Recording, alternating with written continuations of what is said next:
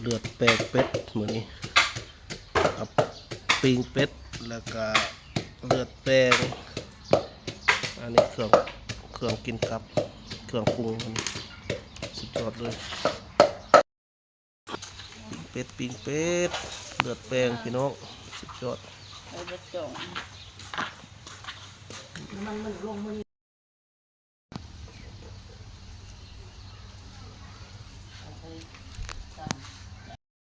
น้ำต้มเห็ดเลือดหัวเห็ดเลือดแปลงคักเลยอันนี้เป็นว่าไอเดียสูตรใหม่มาจากญี่ปุ่นนะคันว่ามันจังนัวคักก็เอาตัวนี้ได้เห็ดน้ำปนเลือดอันนี้เป็นเลือดอันนี้คือเลือดมาเตคาซิเนะกบดักแปลงห่านได้ตัวนี้ได้ห่านบางวันนี่กุกได้นี่คือคัน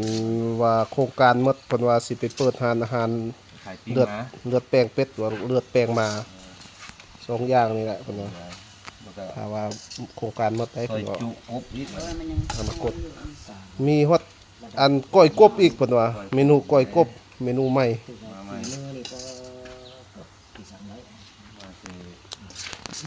นี่บ่ได้รายการกบทาบีทาหัวบ่ยิงไปเลยยังอยู่บนป้าต้องกินอยู่ไปอยู่ก่อนน้ำมันร้อน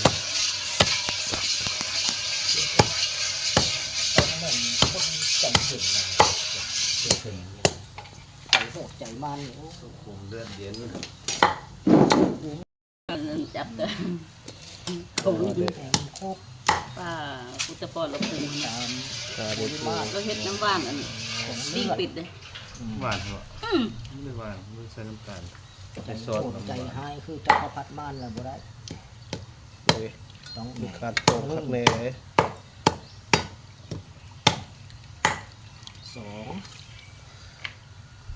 สองปลายเนาะวันนี้คนใส่น้ำประมาณปันใดปันนี้เบิ้งใส่เท่าไหร่สองปลายแล้วคนต้องได้ของ2 ครึ่งได้บ่2 ครึ่งสูตรใหม่เด้อจบมาจากจีนมามันมากคือว่าต้องใช้เวลานะนอนตื่นจัก3 ตื่นนะเพื่อสิได้กินปิ้ง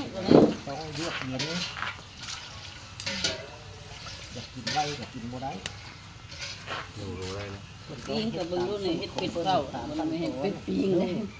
พอปิ้งก็เรื่องไม่ห้อยตัวเฮ็ดเบิ่งดูนี่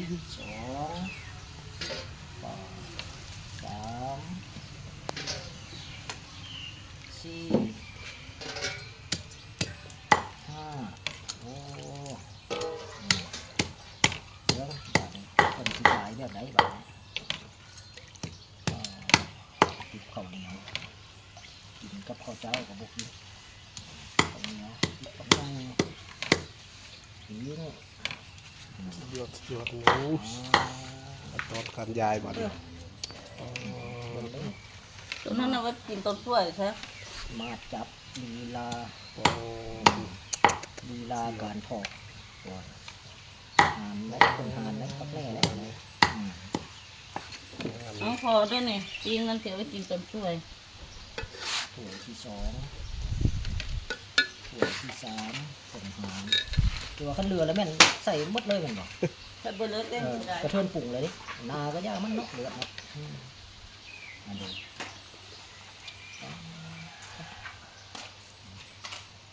ตั้งหานอย่าบอกใครเลยสุดยอดมีลูกค้าเลยเนาะบอกใครแล้ว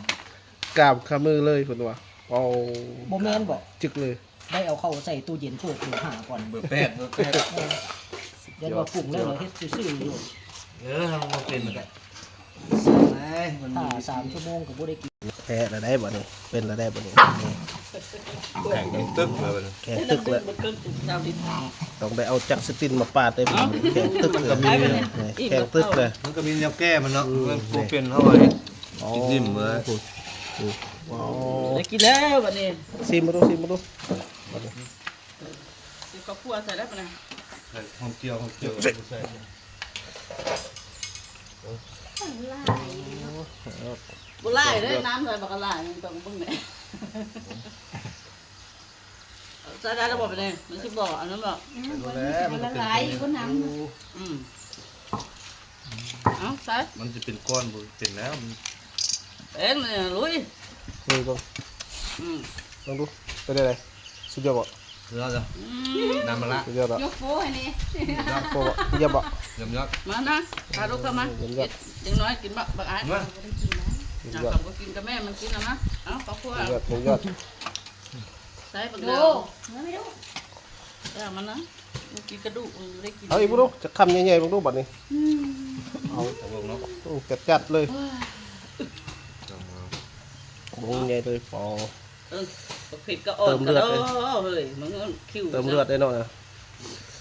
มาดูคำใหญ่ๆโอ้หมากหนึงเลยคุณว่าหมกเผ็ด กินแล้วสมใจอยาก มาแล้ว แล้วขอบคุณเนาะ ก็ได้เดือดเนาะเอา